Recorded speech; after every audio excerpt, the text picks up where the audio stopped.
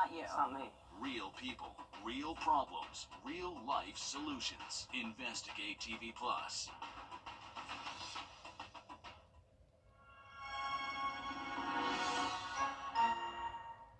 Parker's Kitchen is my new daily coffee stop. Gourmet beans are freshly ground for every cup.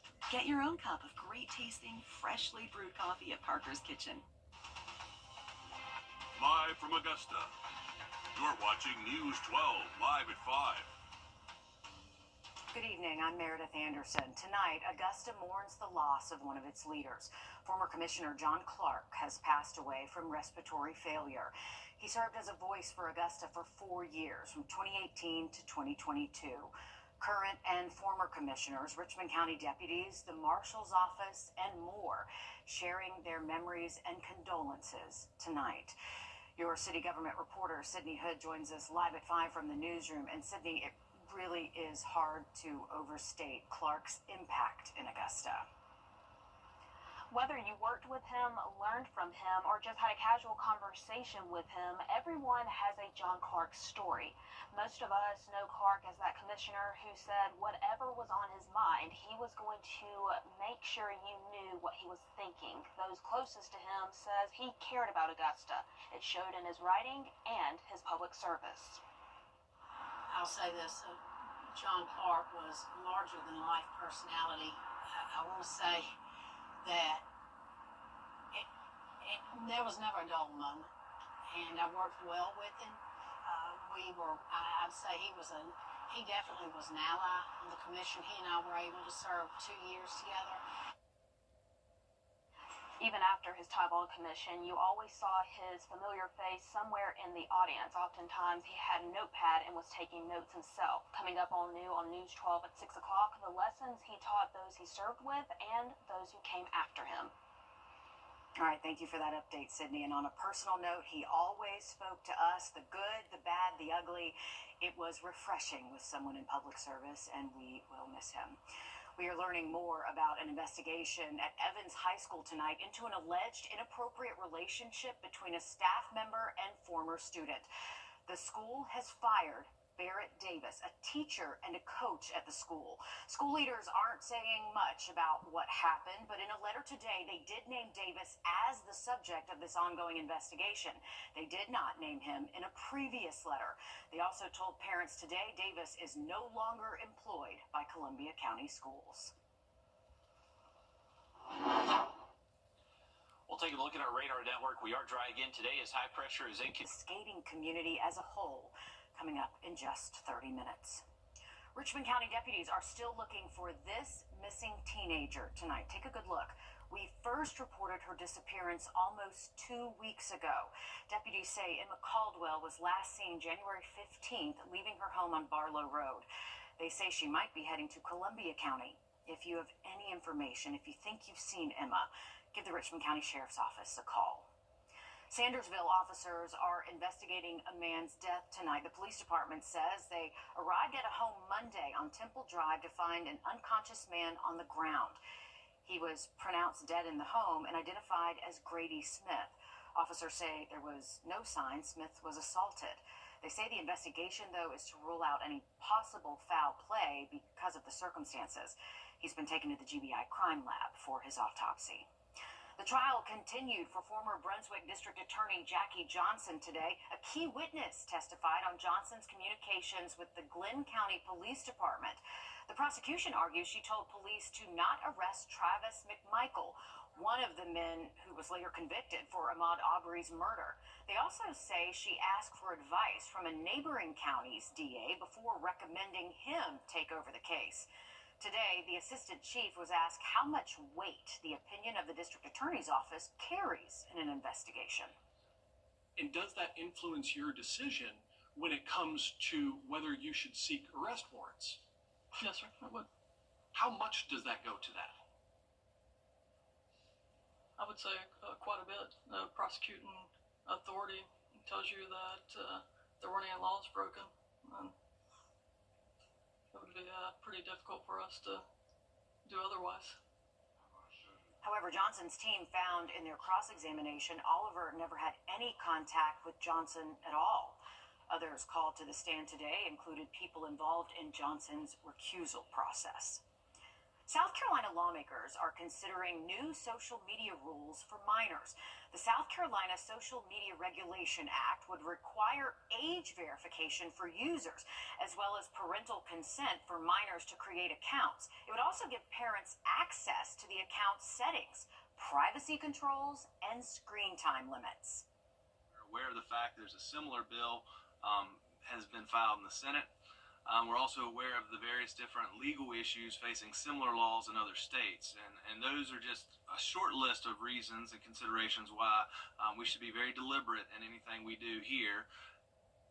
The bill also limits the amount of personal information collected from minors and prevents adults from messaging them, unless, of course, they're already connected.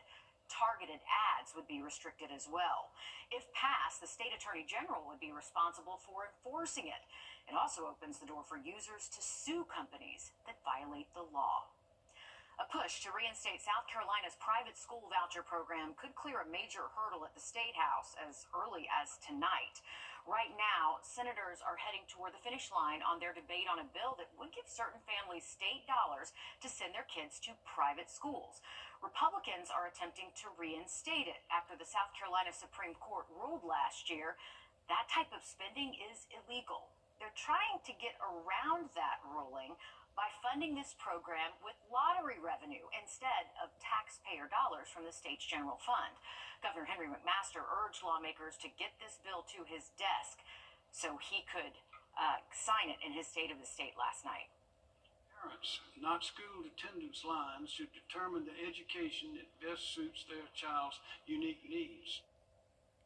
At full implementation, students would be eligible if their family's income was less than 400% of the federal poverty line, around $125,000 for a family of four. The safety of your car, it is an important factor when driving. We'll look at how Georgia ranks in the country for call recalls and how many people are fixing them. After this, Riley. Well, heading into tomorrow, it's going to get windy and then a little bit wetter across the region, possibly seeing some storms as we close out our Friday. I have an update on the forecast just after the break. Time and Temp, brought to you by your First Alert weather team. The Bojangles Chicken Rice Bowl is days. How about this? So for your 7-day forecast, we are expecting more of a spring-like outlook and looking good for old Punxsutawney Phil on Sunday. All right, we like to hear that. Thanks for that, Riley. Doctors in South Carolina say they are overrun with sick patients. A doctor from the upstate area says nearly 80% of tests given this week tested positive for the flu. South Carolina DPH says only 18% of eligible patients are vaccinated. None of the people who got the flu, with the exception of one child, had the vaccination. And the one that did test positive actually had the vaccination very early back in September. And so probably their immunity was starting to wane, and they weren't super ill. Gully adds, even if you catch a strain of the flu not covered by the vaccine, she found patients to have less severe symptoms if they were vaccinated. The University of Georgia is getting closer to opening a medical school. The university secured $100 million for a new school of medicine.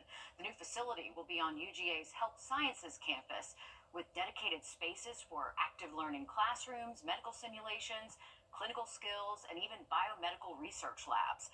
This all comes less than a year after plans for this new school were announced. A new study from Carfax shows Georgia is the nation's 5th highest state for vehicles that have at least 2 or more unfixed recalls. Only Texas, California, Florida, and New York have more. Having your car recalled can be inconvenient, but it is essential for your safety. According to Progressive Insurance, if your car has a recall, the manufacturer will send you a letter informing you of what you need to do next. You can also check if your car has been recalled through safercar.gov. Again, that's safercar.gov, or search on the Georgia DMV website, dmvrecord.com. For both of these, you will need your vehicle's VIN number. A group of women are coming together to help each other deal with the struggle of postpartum depression. That's coming up. First Alert Radar. Powered by Jim Hudson Automotive Group. Automotive Group.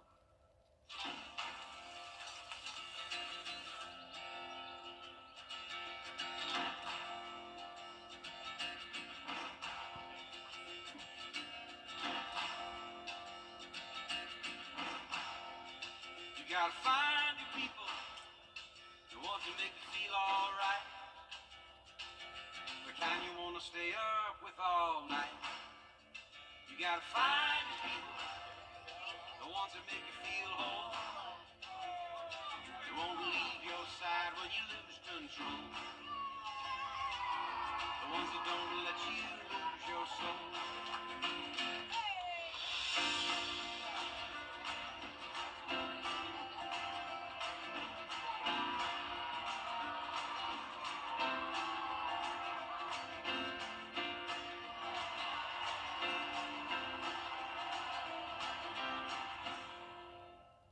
Hey guys, it's Anna Christina here for Roof Savers. It's that time of year again, the perfect time to invest in your home. And what's the most important investment for your home? Your roof. If you've been worried about the age of your roof, missing shingles, black stains, or even leaks, I've got great news for you. There's a scientifically proven solution that can extend the life of your roof by 17 years with just one treatment. It's called Renew at 17 with Rock Lock technology exclusively from Roof Savers. And Russell Beckham is one of the owners of Roof Savers. And Russell, did I just hear that you can extend the life of a roof by 17 years with just one application? You sure did, Anna. Our exclusive product, Renew at 17 with Rock Lock technology, is a game changer for homeowners. Just one treatment of Renew at 17 extends the life of your roof by 17 years. But that's not all. Thanks to recent testing with independent scientists and a physicist from Oxford University, we've also confirmed that Renew at 17 significantly improves hail impact resistance, even with aging or inferior shingles. There's never been a better time to protect your home's most valuable asset, your roof. Don't wait until it's too late. Call the team from Roof Savers right now for your free roof inspection. Extend the life of your roof by 17 years with just one treatment with roof preservation exclusively from Roof Savers. Roof Savers. Save your roof, save your money. Every year, about 25,000 babies are born in Georgia, and the experience, well, it's different for every mother. The CDC says about 1 in 8 women experience postpartum depression after giving birth. Sawyer Bussey has more about a group of moms finding ways to see hope in a difficult time. This is Ava Gordon. She looks shy, but her mom will tell you that couldn't be further from the truth. But yeah, she bosses her brother around. She thinks she's the oldest, and she thinks she's the boss of everybody. Life is happy right now for Cambria and her family. It wasn't too long ago when things were darker because of postpartum depression. They found out they were pregnant during the pandemic. They had their baby during the pandemic. We were still in the thick of it all, and it was still really scary. There was a moment around the time her baby was a couple months old that Cambria thought about motherhood and said, maybe this isn't what it's supposed to feel like. I felt like I was always just really sad. Like I never really had a lot of wins. It was always, the challenges were always great and big, and everything just felt very heavy. She unknowingly had been struggling with postpartum depression when she started asking for help. I think this thought that kept going through my head was that they were going to be better without me. All the little joys of her baby's growth, Cambria struggled with. She finally found the new parent support group at Piedmont Atlanta Hospital. It's a virtual group that accepts any new parent, whether they've had babies at Piedmont or not. You're either ashamed to reach out for help, or you just don't even have the energy. Dan Smith says that baby blues last a short period of time and get better within a couple weeks, while postpartum depression lasts longer. Men and women are impacted. If we don't take care of our moms, then who's going to take care of the world? The support group has allowed Cambria to share her story while encouraging others going through the same thing to find help. The girls are hoping this is a group that can be a safe space for people struggling, while also encouraging them that happy memories are ahead. Experts say if you are struggling with postpartum depression, you need to reach out to a doctor. No shame in getting help. The Medical University of South Carolina is now one of the top centers in the country for stem cell transplants. It is one of 12 centers to have a survival rate higher than the national average. One of the directors of the program says they average between 200 and 220 transplants every year. Those patients go from being in terrible shape to generally performing much better. Right now they've got a good performing organ. In stem cell transplant, it's really quite different. We have to give very intensive chemotherapy and or radiation before we can even give the stem cells. And so we're actually making patients much sicker and much worse before the transplant process. And so it really becomes a real testament to the team. It's a really highly skilled set to take care of these very complicated patients. Hudspeth says MUSC is also one of the few centers in the country with a combined adult and pediatric transplant program. A Clemson basketball legend says he feels stronger in his faith than ever before. We'll show you why he has a new outlook on life after this. Riley. Well, after a very cold start to the month, we have now hit 2 days in a row of high temperatures more than 10 degrees above average, 72 the official high this afternoon. Have a look at how long this warmer air sticks around just after the break. If you think Big Trouble... This is the First Alert Winter Weather Special. We're going to take a look at all different types of winter weather we can see here in the CSRA and also how to keep your home and pet safe. It's the First Alert Winter Weather Special. Stream it now on the News 12 app.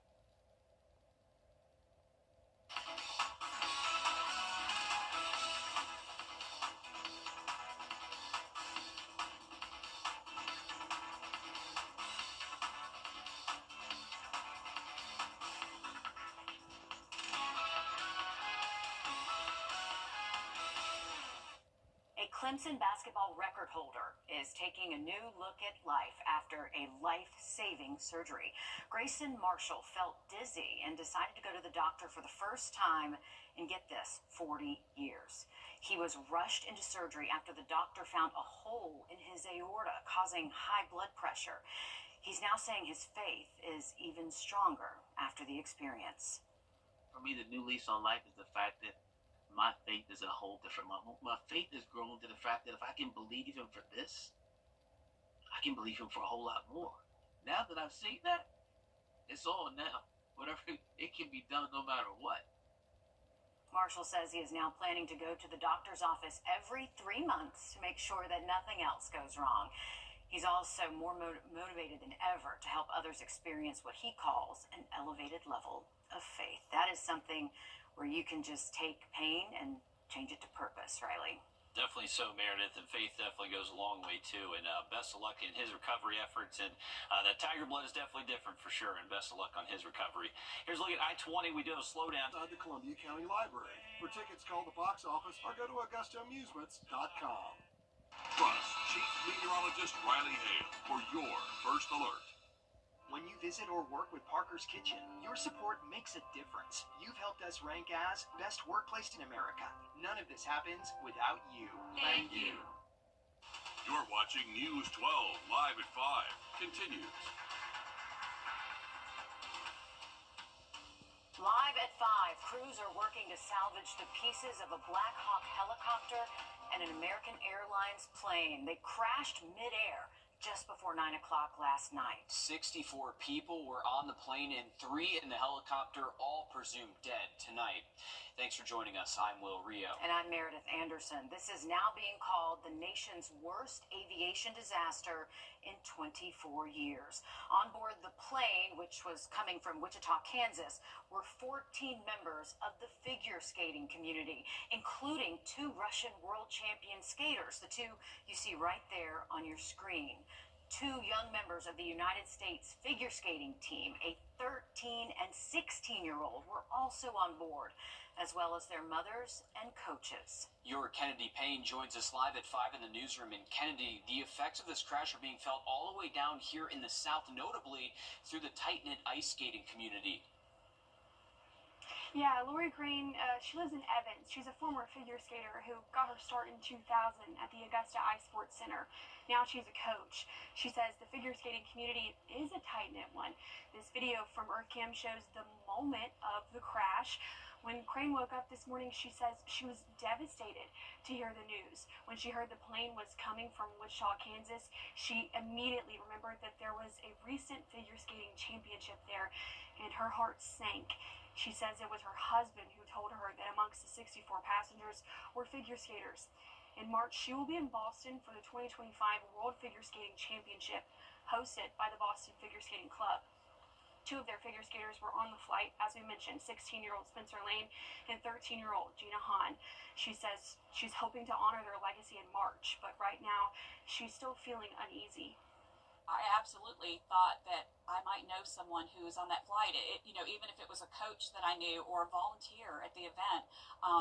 When you go to these events and you work, it's almost like a family. You kind of know, you have regulars that are there all the time, and then you have even fans. Some of the fans you know because they're there for every event. So yeah, I still don't know if I know someone on that flight, and I hope I don't. Crane says she's been talking with other figure skaters that she knows basically all day, and right now they're all just trying to process and thinking of everyone who is involved.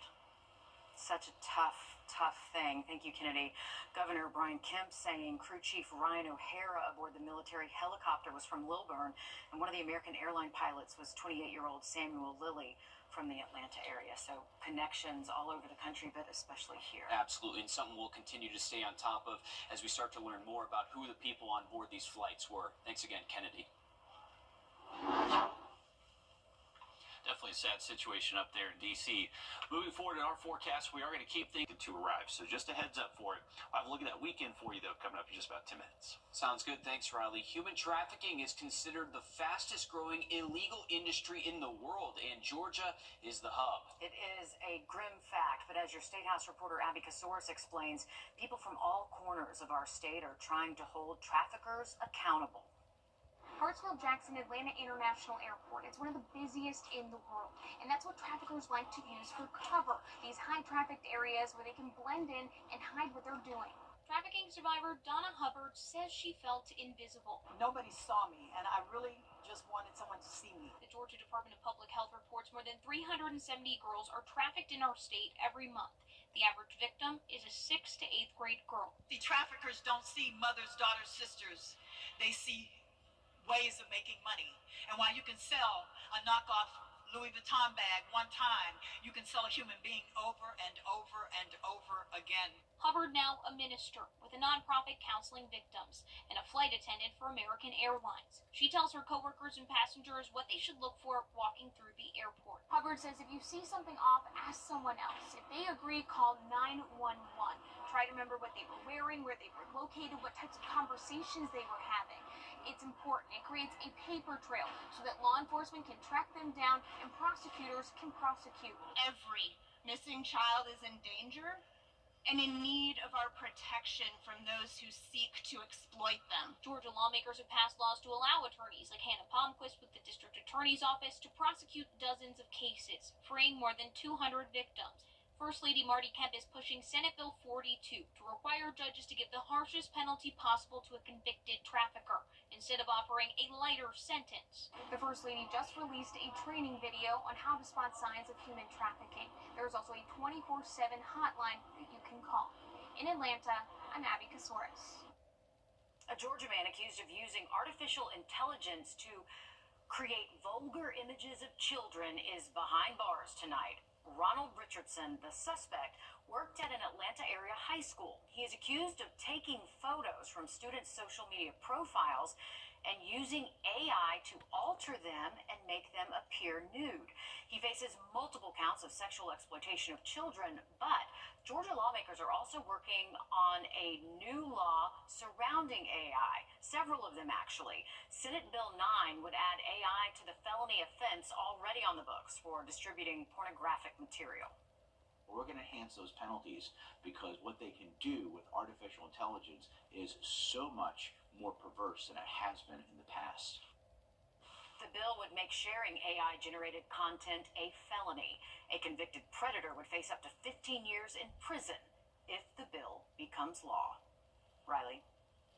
Well, heading into tomorrow, it's going to get windy, and then we possibly could see some thunderstorms showing up late into the day into tomorrow night. Full update for you just after the break. And we're digging deeper into the crowded airspace above Ronald Reagan International Airport and the safety debate surrounding recently added flights in the wake of this heartbreaking disaster. Stick with us. Time and Temp, brought to you by your First Alert weather team. Join us right here this weekend. Hey, Brad, I think we need a jingle. What'd you have in mind? I don't know yet. Well, if you're taking something, come knock on my door. Come and knock on my door if you're 64.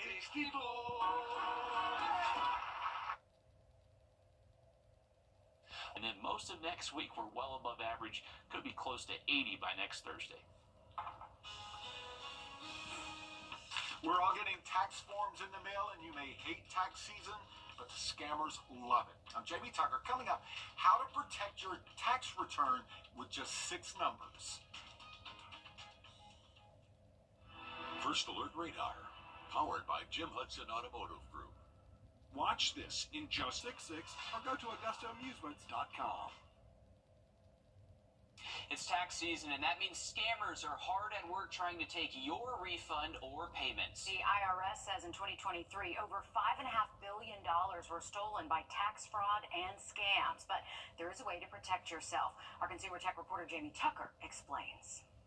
The IRS says a common tax scam is for a scammer to steal a name and social security number, file taxes on that person's behalf, and then intercept the tax refund. And the victim doesn't know anything about it until they go to file their own taxes. But there is a simple way to protect your tax refund with just 6 numbers. The Internal Revenue Service encourages everyone to apply for a tax identity PIN, a unique set of 6 numbers that will be required when filing a tax return. Now, the PIN is only known by you, the IRS, and if you don't file the tax return yourself, your tax professional. The identity protection number is good for just 1 tax season, and you will get a new number next year. To get your PIN, you'll need an online account with the IRS, which you can register for at irs.gov. It is a secure service. When you request a tax identity PIN, you will get it right away. You can select continuous enrollment, so you won't have to request a new PIN every year.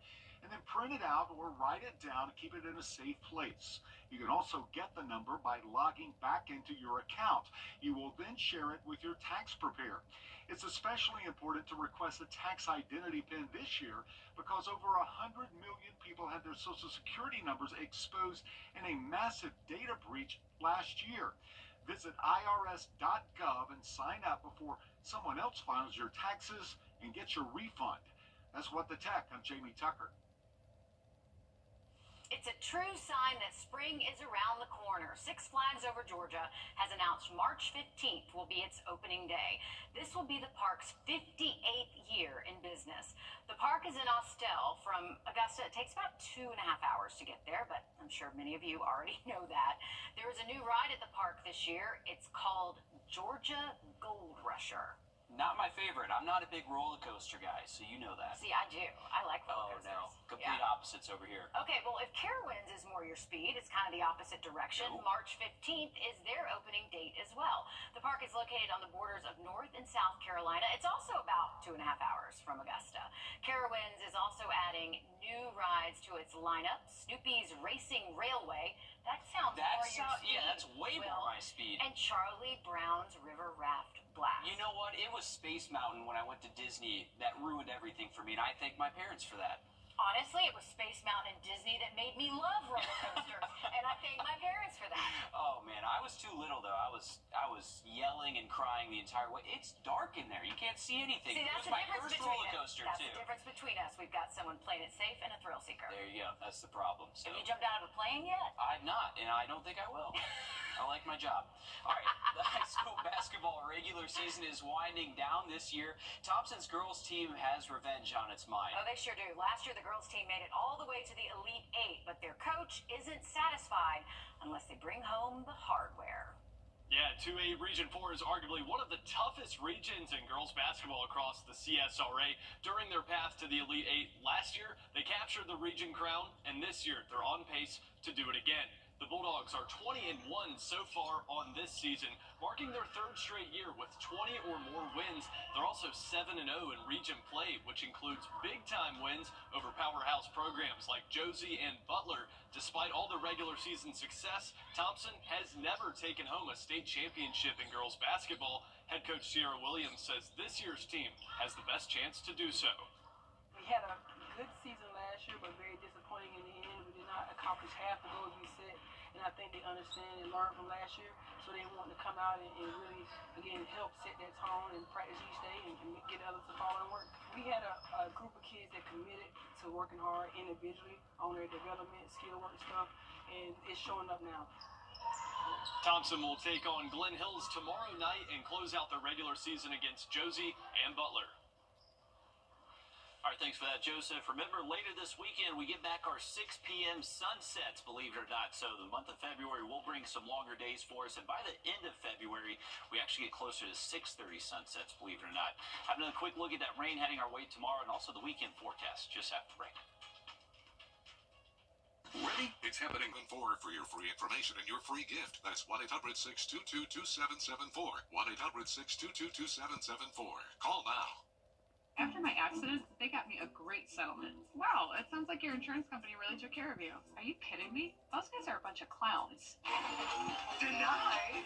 I got your settlement right here. Your claim. Denied! I called George Sink Injury Lawyers. Call us today, and we'll put an end to the games and gimmicks and get you the biggest recovery possible. Get George Sink Law Firm on the line. Call 999-9999.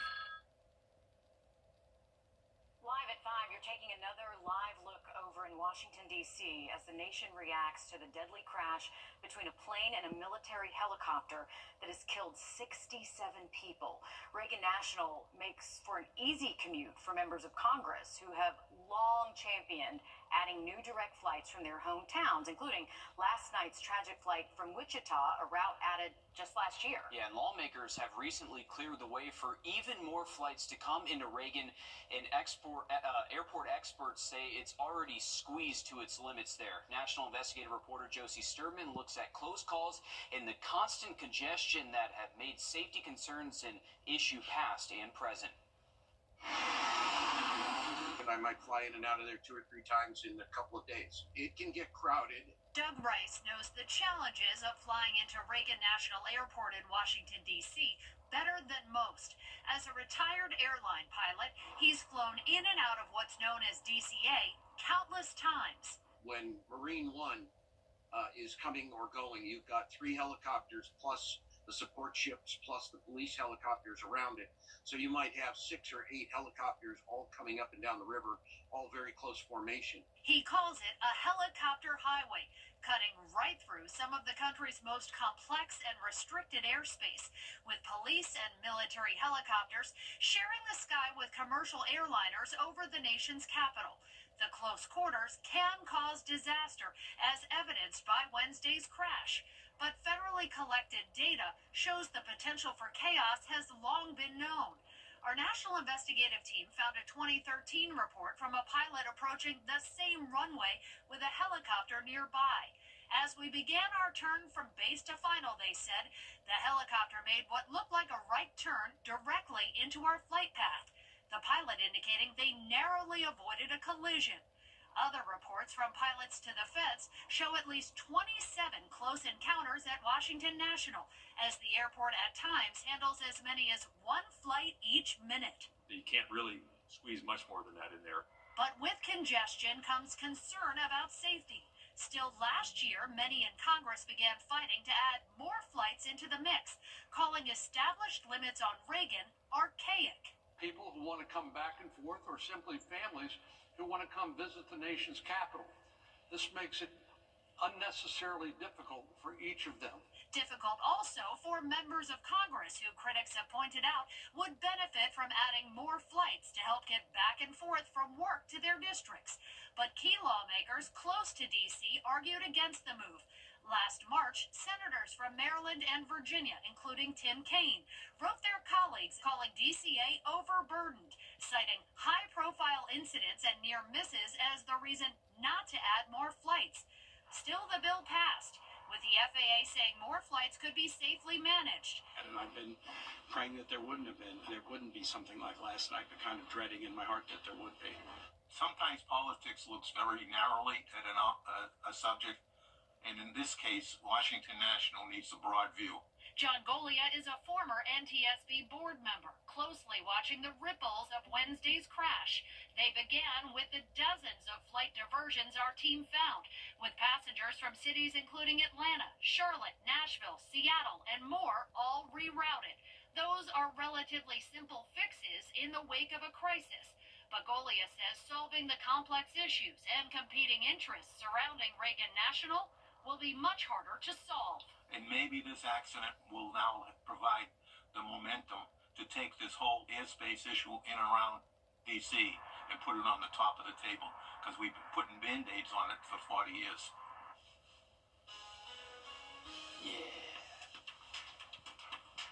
Introducing the First Alert Radar Network. With up to 10 times the resolution of other local radars and technology that can pinpoint right down to your street. First just got faster. A brand new product developed for roof savers claims to be able to strengthen your roof shingles, adding up to 17 years to its lifespan. It's called Renew It 17 with Rock Lock technology, and we put it to the test in a physics lab. 3, 2, 1. Those little rocks you see flying are called granules. Over time, more of those disappear, and the weaker your shingle becomes. The ratio of chemistries that hold it in, that ratio changes, so it gets more brittle, and the granules are not, they don't adhere as much. That's where Renew It 17 with Rock Lock technology comes in. Check out the difference in these two roofs, both 14 years old. Can you hear that difference? Right. Versus...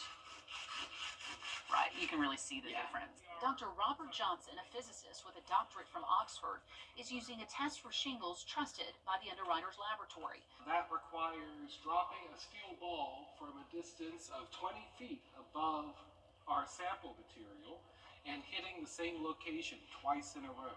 And it has to pass that test 6 times. Drop after drop. That one's good. Shingles treated with a single coat of Renew It 17. This one's definitely passing. Pass the test. When the ball impacts, it hits here. What we look for is on the backside, are there any tears? Tears mean water can damage the wood underneath and cause damage to your property. The test requires us to look at it under a 5x magnification. It's completely dry. The testing even exceeded the developer's expectations. Unlike other companies that offer 5 to 15-year warranties with multiple treatments, Roof Savers offers a 17-year warranty with just one application and one treatment. For more information, call Roof Savers or visit myroofsavers.com. We wanted to be able to